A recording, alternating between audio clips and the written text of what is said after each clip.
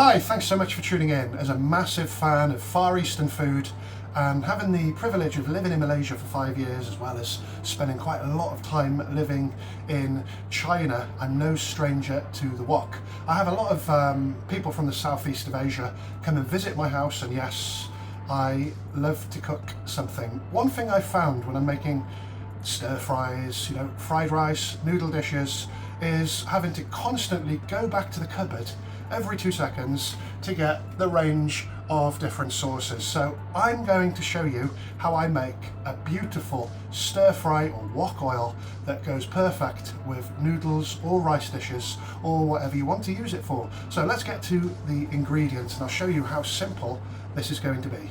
Light soy sauce for the saltiness, dark soy sauce for the colour, teriyaki for flavour, sesame oil that really gives a great taste, and we've got some salt and MSG. So in simple quantities, I've got 3 tablespoons of light soy sauce, 2 tablespoons of dark soy sauce, 2 tablespoons of teriyaki, 2 tablespoons of sesame, 1 teaspoon of regular cooking salt, and half a teaspoon of MSG, which is monosodium glutamate, to give it a beautiful Armani taste on top of the Armani we're already getting from these ingredients. So all I'm going to do is combine all those delicious flavours together. Now that's combined, I'm simply going to use a funnel and put it into this squirty bottle.